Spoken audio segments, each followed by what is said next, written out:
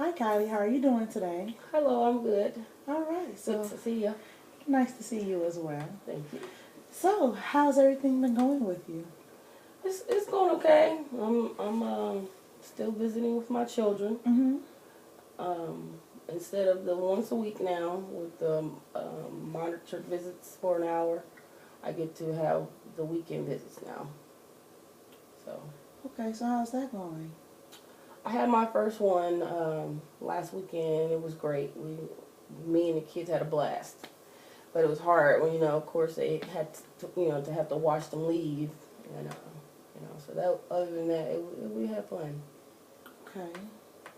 So how have you been dealing with spending this time with them? Because you're getting closer to gaining reunification with them because you're having weekend visits. But instead of going from the once a week visits, you're going to weekend visits, which is awesome. So that means you're doing everything right and according to schedule. That's awesome. Yeah, I'm excited. However, it seemed like it's taken forever to get my kids back home with me full time, and that's of course my goal. I've cooperated with everything that I've been told to do. Everything you suggested, I have done. Um, I I've done the anger management classes. I've done the drug and alcohol, the abuse classes. That's good. That's really good. But one thing that I most recently started that you suggested that I do was the parenting classes. Okay. And so I'm doing that. I'm enjoying it. Most of the stuff that the teacher has talked about, I think I know. Okay. But, I know you can never know too much as a parent, so, I'm going along with it. Okay. So do you feel like any of the tips that you actually learned in the class, can you really see you applying it to your everyday life with your children? Most definitely. I think the hardest thing is the staying clean. I know that's where I messed up when I started drinking and doing the drugs. And so, fighting to stay clean. I'm doing my weekly visits for that. I'm trying to make sure I stay clean because I know if I mess up, if I even be tempted again, I could lose it all over again. And so the parenting classes and all that stuff, it's a plus. It's helping me and it motivates me of what I need to do continuously. And so I don't know, it's helping, but I think the hardest thing would probably be just staying clean, because if I stay clean, then I know I'll stay focused as a parent. Okay. And that was something I was going to talk to you about, was with my when I get stressed or get angry. Normally I have the anger issues, and I've been dealing with that. Been going through the anger management classes, which has helped. But like times when I find myself being frustrated and stressed, is those temptations creep back up in my mind, and I haven't been tempted enough to actually drink or do drugs, but that temptation is still there. And then I know that's going to be the one thing that I'm going to have to, it's going to be like a daily struggle to, not go the way I used to go, but all of those steps that they teach you. Okay. So one of the things I would like to applaud you in your sobriety, because it takes a while to get used to a different lifestyle. And I also, it's big of you to recognize that, okay, this is how my life was. It's starting to change, but I still have these urges or temptations. So let me ask you, what exactly have you been doing to deal with those temptations? What are some mechanisms you've been using to stay clean?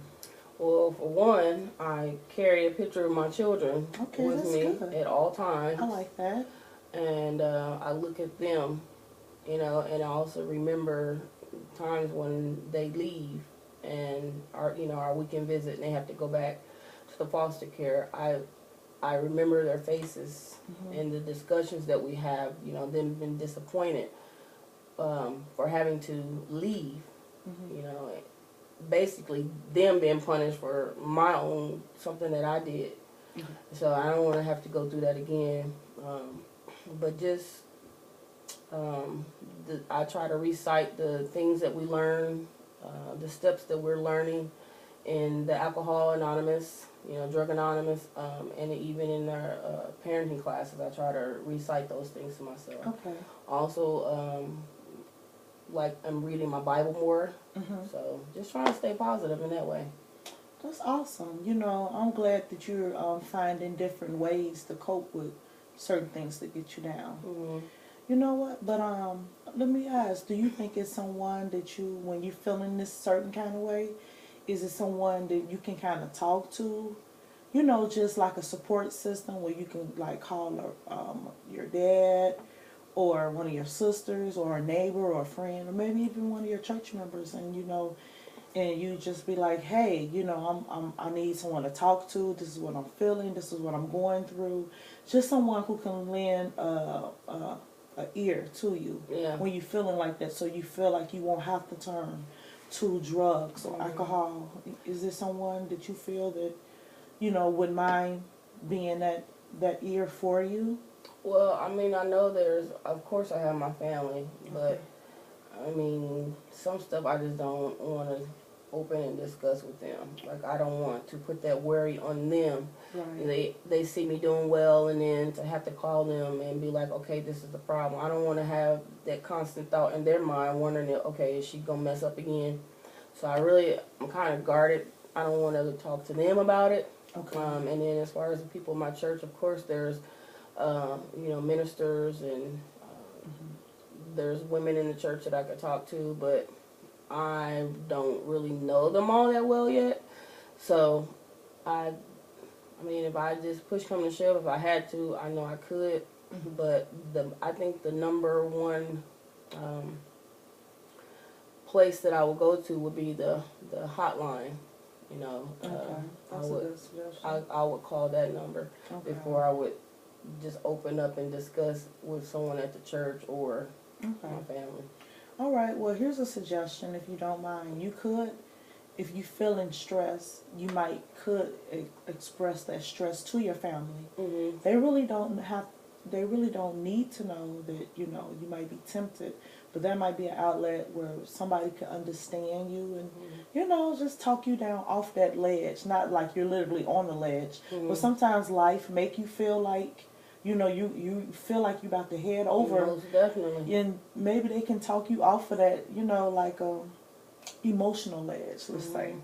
And they can, make you feel, and they're at a point of view, they're at a point where they can understand, they can offer suggestions, and they don't necessarily have to know that, you to the point that you feel like taking a drink or go back to drugs. And then here's another suggestion. Since you mentioned your support group, you've been going to Alcoholic Anonymous. Maybe it's a young lady there. Maybe you guys could form a alliance with each other, and maybe you can be each other's accountability partners. Yeah. Someone you might feel comfortable with, someone you might share some of the same like goals, or the situation is similar, and so you guys could be like a let's say like you guys can lean on each other when it's needed. Right. And I do know that it's a small group of women at the group, and they do encourage the support of one another. Okay. And I've talked to a couple times, but just to a continual thing, I just have to be honest and say I haven't done it. I haven't gone that far. So, but I know I probably need to. Right, or maybe like a lot of times they have like the team leaders. I know they have sometimes they step up as a role to be a let me think. I'm trying to think of the words. They step up as a role to be a accountability. Do they have any of those there? I could, in my mind, could definitely pinpoint a few that I think will be the most dominant, the most. They've been there the longest. They seem to know definitely know more than what I know because I haven't been Okay. in it that long. Right. But they seem genuine. They seem Okay. like they care. Their mothers as well. Okay. Um, and it just encourage one another, you know. Mhm. So I know I can do that as well. But I'm so used to keeping stuff to myself, and I know I need to change that, especially if I during those times when I will get stressed. So Mhm. I probably need to work on that now. So when I, you know, have that time frame of where I'm getting stressed, it won't overwhelm me, and I can just have that, Mm. you know, that way out. That So, sounds like a very good suggestion, and it's also good that you recognize that. mm, That's something that you need to grow with, being yeah. able to trust and open up and to other people. I just want to be a better me so I can be a better mom for my kids. That's awesome. 'Cause this is, it has been a real big eye opener. I didn't think it was going to be this hard and this long Mhm. of a time frame to get my children back. And Right. I, I get so mad at myself because I allowed it to get to this point. But Okay. looking where I am now as opposed to a month ago when I was talking to you in the beginning, Mhm. starting everything from the beginning. I mean, I'm thankful that I'm no longer at that point, at that level, and I've come along so much further than where I was if I look back. That's But true.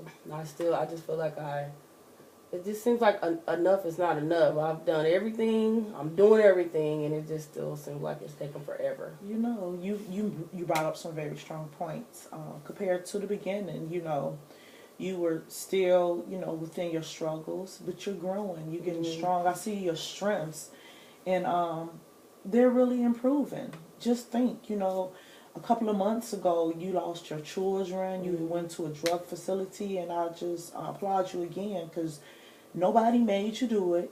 Nobody in your family didn't intervene. You checked in on yourself. This is Yeah. something you felt like you needed to do in order to gain ownership of your children again, and you did that.